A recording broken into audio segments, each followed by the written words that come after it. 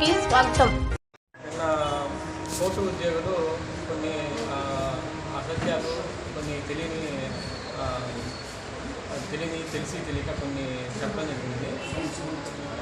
Court ఉద్యోగులు నిన్న press meet ఇవ్వడం జరిగింది. ఆ ప్రెస్ మీట్ చూసి మా కంటైనర్ ట్రాన్స్పోర్ట్ అసోసియేషన్ తరఫున వివరణ ఇవ్వడానికి ఈరోజు మనం నెల్లూరు ప్రెస్ క్లబ్లో కలవడం జరిగింది. ఏంటంటే మెయిన్ వాళ్ళు కొన్ని తెలియని కొన్ని మాటలు చెప్పడం జరిగింది. మా లారీ అసోసియేషన్ వాళ్ళ మీద ఏదో అసత్యాలు మాట్లాడడం జరిగింది.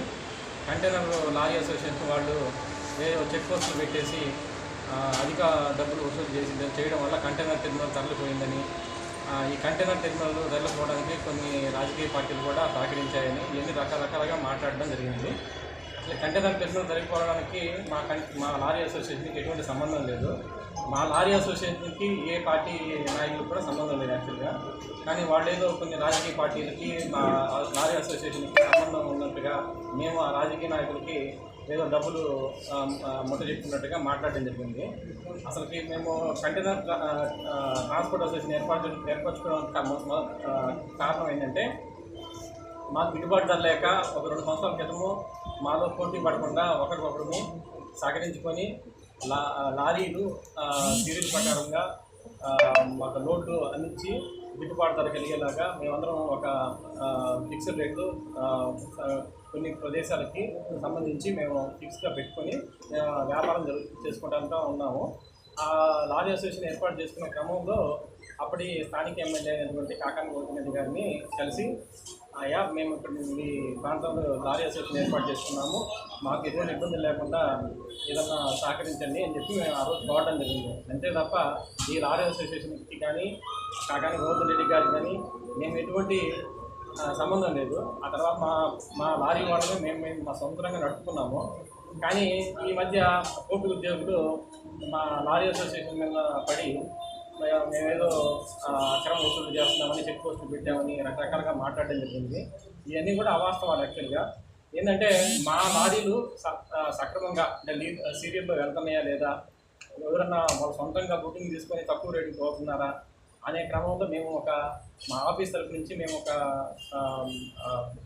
సీరియల్ సిస్టాన్ని గమనించడానికి ఒక చెక్ పాయింట్గా పెట్టుకున్నాం. అంతే తప్ప మా లారీ వాళ్ళు అందరూ కలిసి సక్రమంగా వెళ్ళాలని, సీరియల్లో సిస్టంలో వెళ్ళాలని అలా ప్లాన్ చేసుకున్నామని తప్ప ఎటువంటి వసూళ్లు లేవు.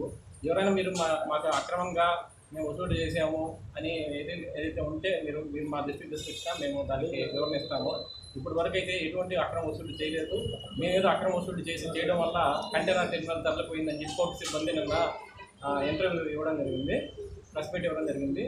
అది కరెక్ట్ కాదని చెప్పి వివరణ ఇచ్చాము. ఇంకోటి ఏంటంటే, ఆ రోజు చాలా రకాలుగా మధ్య బ్రోకర్లు మమ్మల్ని పీడ్చి ట్రాన్స్పోర్ట్ని కూడా ఒక సక్రమంగా జరగకుండా చేసేలాగా ఎన్నో 3,000, 4,000, 5,000 బాధ్యతలు పెట్టుకొని మాకు లారీకి సరైన ధర లేక, గిట్టుబాటు ధర లేక మేము చాలా ఇబ్బందులు పడుతూ ఉంటే మేమందరం కలిసి ఐకమత్యంగా ఒక అసోసియేషన్ ఏర్పాటు చేసుకోవడం జరిగింది.